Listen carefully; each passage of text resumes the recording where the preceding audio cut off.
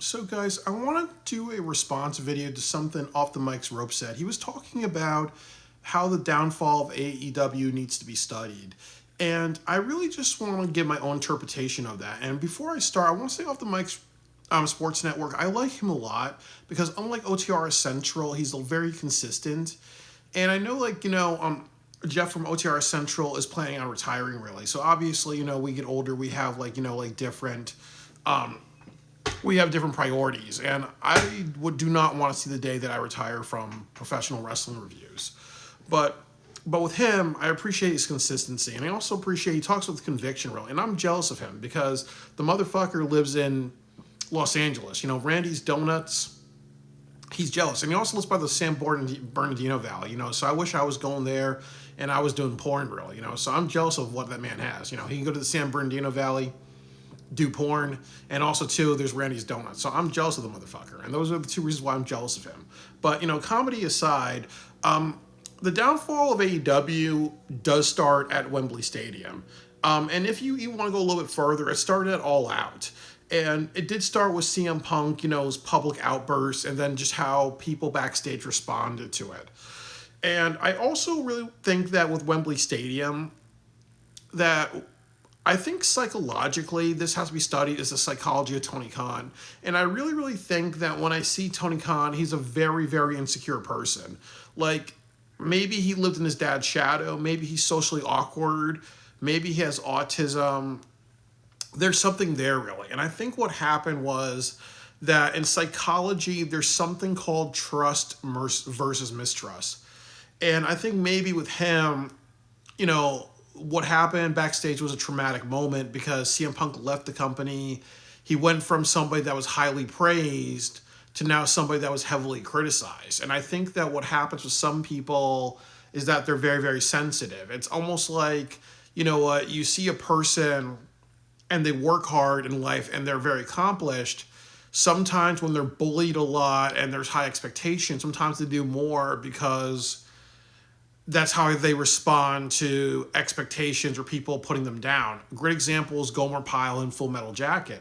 And then you also meet people, who just need to always hear praise and hear that they're great, really. A great example is Lisa Simpson, like how she had a mental breakdown when she got low grades. I think one class she got a A minus and she had a mental breakdown, or she was crying because Bart got A plus when they're both in third grade together.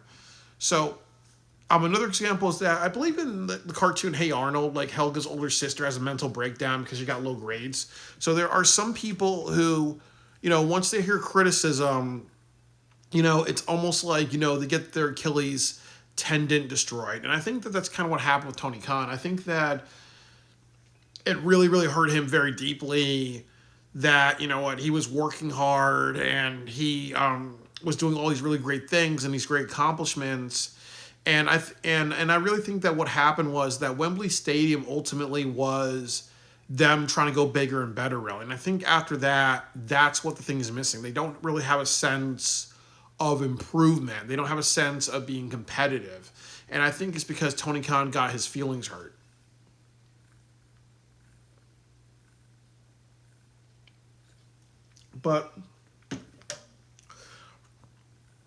And this has kind of led to a cycle of complacency. And I think that that's kind of also been hurting him as well, really. Is that he's had a cycle of complacency. It's almost like it is what it is. And also, another issue was this is when Collision started. And I also believe this is also when Ring of Honor started as well, really.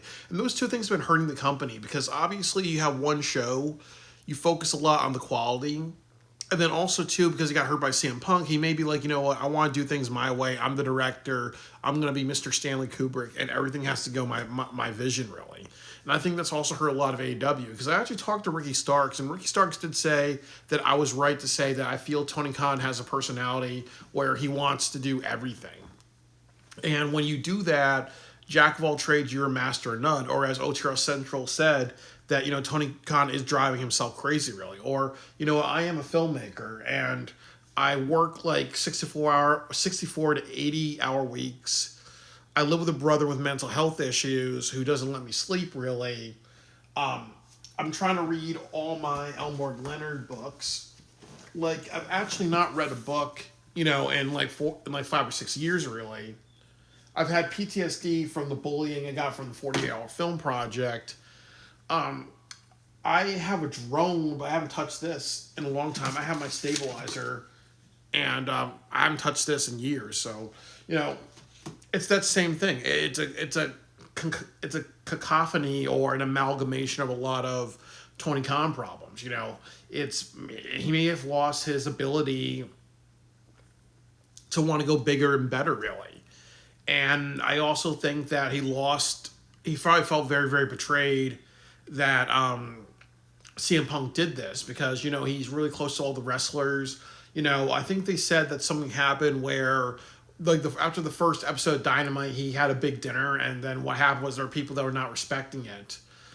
So I think that ultimately he doesn't have a mentality of a boss, and I think that that's kind of why they struggle a lot. Like with Vince McMahon, there's a lot of he is a good there are some strengths with him being a boss. Like, first of all, Vince McMahon was almost like, he expected a lot of high quality from everybody. Like the Attitude Era and the Hogan era, the 80s and the 90s in WWE, there was such a high standard.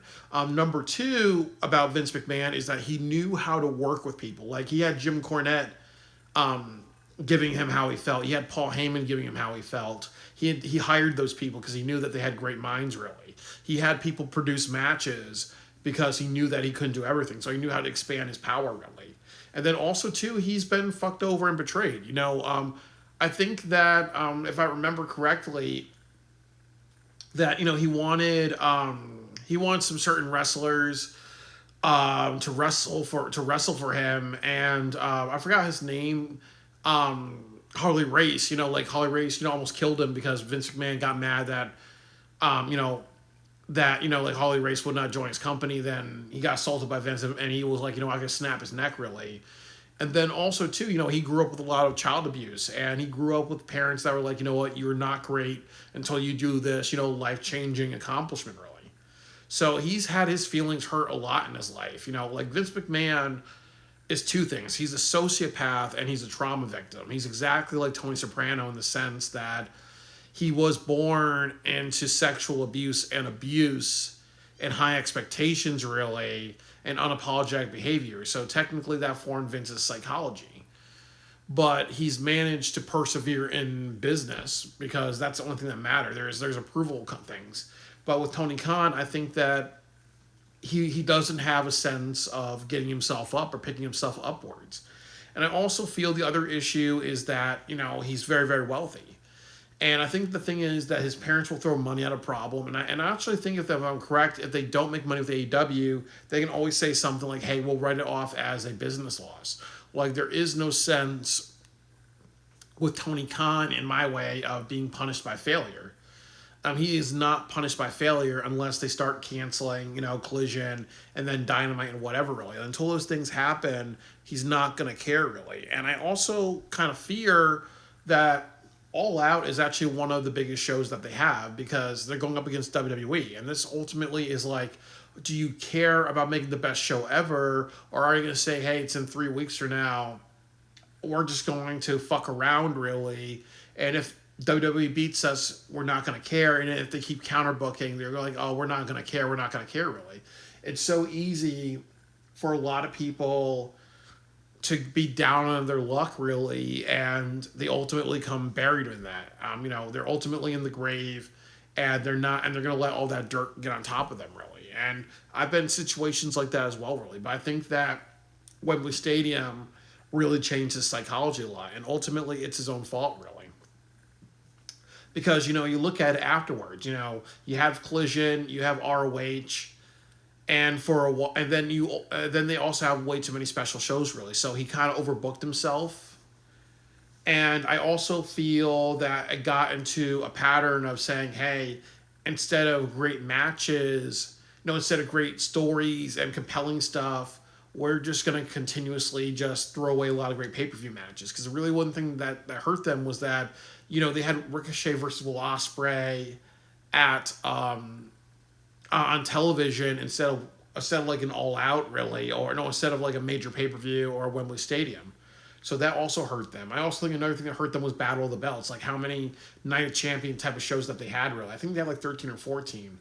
And then I also feel that Tony Khan's gotten screwed over by many people in this company. Like, honestly, for Jack Perry not to be fired, even if he did something like he brought him back that says something, showing the brawl out footage when I believe it was the Young Bucks and other people doing that, and as some people said that, anybody that was high-fiving Tony Khan, that's not his friend. That's somebody who is like, either they're immature and they want this to happen, or they're like, well, let's watch Tony make a fool out of himself, really. And another big issue is, is with him overexpanding, is that he has too many people on the roster, and I think he's too much of a nice guy to ultimately to let people go. Really, like you had Ray Phoenix there for the longest time. You've had like Keith Lee. I'm not sure if he's even with AEW now, but he's been like not on television for 3 or 4 years. Wardlow's not been on television for like 14 months, really. So he also just has to learn to like just trim people. Like I think that he doesn't have, to quote John Cena, that ruthless aggression. He doesn't have that type of, I want to be the best show possible. I want to do all these things, really. Like he needs to kind of use that pettiness to be a boss. Like honestly, too, like he should really watch the Vince McMahon documentary and write notes on what worked for Vince McMahon. What worked for Vince McMahon that was right and what didn't work. And I also feel another thing is ultimately he doesn't, and he can learn this from Vince, like what makes a good boss? Like what things does Vince McMahon have that made him a good professional wrestling boss? Like, number one, he had a personality. Number one, he sacrificed himself for the company. Number two, he knew that WWE was going to be his life for his entire life, really. Number four was that he always expected high expectations for people, and also he had great intuition. Like, for example, in the writer's room, when somebody said Heidenreich should be a neo-Nazi, that person was gone. When Jim Cornette was running OVW, he got rid of Jim Cornette because Jim Cornette was like, I want to do things my way. Fuck you, goodbye, really. And he was like, no, we're not going to have that because we are not going to have people in his company that are going to monopolize and do their own thing. As I said, it's almost like being a director and then having a cinematographer do what he wants and an actor do what they want. You got to fire those people and find, the right fit for you. And I don't think Tony Khan has that. So I think All In was ultimately, a really big hit to his ego. And he probably felt consoled by a lot of people just saying, hey, Tony, you know what, Tony Khan, even though you got your feelings hurt, we're your friends, really. So then that created that tribalism. So I think that, he's around people who just coddle him, really. And I think that, he has to understand there's a difference between people who coddle you and people who are your friend, and then also toxic coddling. And then there has to be a difference between people who criticize you because they don't like you or they don't like your product, and then people who give constructive criticism, really. And I think that he might be a little afraid of constructive criticism because he's not doing everything right, really. And there's a lot of ways that he can improve, really. He is not perfect. So I just think that he needs to surround himself by people who actually care about him. I think that he needs to be a good evaluation of character. He needs to think about long-term plans, really. And he needs to say to himself, is AEW something that I want for the rest of my life? And if it isn't, then he has to find the people to put that in place, But, and I could talk about the history of AEW after that, Like I said, he overexpanded himself with Collision, Ring of Honor, Battle of the Belts, special shows. And then after that, I really think that he wanted to do what he wanted to do, really. And I think that there was a lot of wrestlers that had that mentality. We want to do what we wanted to do. Like, for example, keeping Adam Cole and MJF, a thing, really, when they should have said, well, Adam Cole's injured. Even though he's a nice guy, and even though there might have been a story there, we should pivot because we don't know how long his injury is. So, he didn't make a good choice as a director, really. And then after that, you know, the rise of Swerve Strickland and how that ended with Bryan Danielson because he wanted to make Bryan Danielson a champion so badly when that was not the right choice. And then you had the Death Rider thing, which was a downfall really because he had to create an antagonist to Bryan Danielson. Those were things as well, really. And then also too that you looked at what happened at Revolution, when Sting retired. That what really hurt AEW for that time stretch it was really the Young Bucks era, where the Young Bucks Swerve was a champion, but you put all the attention on the Young Bucks and what they were doing, really. So that hurt the company. And maybe because the Young Bucks had a lot of power, or maybe they're like, well, Swerve is the new champion. We don't want to give him a shot. We want to put all the attention on the Young Bucks. The same way in TNA Wrestling, when they overused Bully Ray, when there were other people like AJ Styles and other ones that wanted to shine, really. Or, and then also, like I said, you look at people like AJ Francis and Leon Slater and Mike Santana and other people in TNA Wrestling now, but you have Trick Williams and JC Jane, I believe is her name, holding the TNA champions. They're not part of the company, really. So I think they kind of pulled a TNA Wrestling where they were kind of like, oh, well, we don't trust our own people. And I also think that, he's not a good director or a good leader because he lets people do what they want. Like the whole Hurt Syndicate with how, they were kind of really picky about who they wanted to win and lose to. Or how you have people like Okada, Mercedes Moné, Athena, Jade Cargill, Tony Storm, and a couple of other people who never really lose. Or they have super long title reigns. Or even like how Chris Jericho ruined Ring of Honor with like a super long title reign, doing a gimmick of an egotistical rock and roll asshole when that's not really worked. And maybe talk to Tony Khan about saying, hey, it's going to pay off. It's going to pay off. People know who I am, really. So I just think that he needs to really develop a sense of, okay, this is working, let's keep it. If this is not working, let's change it. And it's just like with actors as well, really. Like it's ultimately, like, as I said, if something's not working, you got to fix it. If something's not working, you got to be like, okay, what the fuck, guys? I'm going to give you a month, and if you're not working, I'm going to have you stay home or stay in catering, really, So it is what it is, really. And it's also, like as I said, he needs more producers. He needs to give people a chance. Bryan Danielson should be running Ring of Honor. And also, Collision should be run by a couple of other people as well, really. Not Tony Khan. I really think that, there are people like me, like I should run it. Off the Mic Show should run it as well, really. And some people who maybe are also people who can who can figure out how to run Collision, really, because I would make that a great show, and I would just know what to do really with that, because I would say split the roster, hold certain titles here, use it as a way to prepare people to go on, the major shows, really, and then also do something like with the TNT title, like saying, hey, that's either going to open like pay-per-views or that's going to be the penultimate match on a pay-per-view, and that's what it is, really. I just think that, like I said, it's just, he's made a bunch of bad choices. And I also think the last thing I want to talk about is residencies. I do agree everything with what the Off the Mic Show says. Residencies do save money, but it is a bad look when you go from 30,000 people at the Texas Ranger Stadium to roughly 1,300, at least like 20 times less if my Scott Steiner math is correct.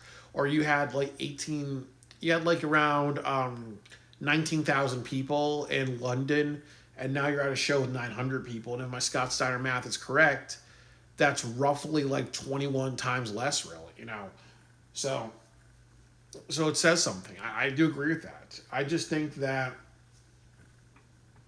as I said, I think that they lost their drive, they lost their fire. There is tribalism in the company, really. And I think Tony Khan's been betrayed and hurt, really. So because his feelings are so hurt, he doesn't want to rise above that, and that's not good, really. We have to, when we deal with failure or when we deal with people hurting us or people betraying us or people fucking with us, we have to move forward. Because I know, when I did filmmaking in New Haven, I had a bunch of people treat me poorly. I've had, I can tell you story upon story, really. But the point of it is that you have to persevere. When when you fail, you gotta learn big. When people fail you, you gotta learn big. When you make a failure of trusting people, you gotta learn big about being the right type of boss, really, or else you're never really gonna grow, really. Like I said, the ultimate goal of AEW should be selling out Wembley Stadium. Like make it like 90,000. Try to beat your record, really. And how much does Tony Khan care about that? And ultimately fight WWE. Make the best shows possible. Make it thrilling. Treat it like a thriller, really. I really think that there's a lot of just things that they can do. And ultimately, like I said, it's not dead, but they need to fix a lot of things to make the show a lot better. And ultimately, like I said, this is how the downfall happened. I think after that, it really hurt Tony Khan's feelings. There's pettiness, there's trust issues, there's possibly a sense of having his self-esteem hurt, and then there's also just overexpansion and trying to run everything. Like as I said, he has trust versus mistrust issues, and if he trusts more people, or if he was more open to constructive criticism, and he also is more open up saying, hey, you know what, this is not working out with these people. So, like as I said, I think it was the Young Bucks who really pushed the CM Punk footage. So it's clear that if they're doing that and it didn't work, why have them have any form of power, really, when they don't make good business decisions? So, or even like when they try to work things out with CM Punk, I think there was a story that they were all going to meet in Atlanta, Georgia, and the Young Bucks didn't show up, really, or something like that. So, like I said, he just doesn't make. There's so much that he has to do to improve, and does he care to improve? And ultimately, what are the consequences for him not improving? Because if there are no consequences, then he doesn't care about it. So there's a lot of things to talk about with this. But that really is the downfall of AEW. I think that he went from a very ambitious, confident person to get his feelings hurt, and he's not picked himself up afterwards.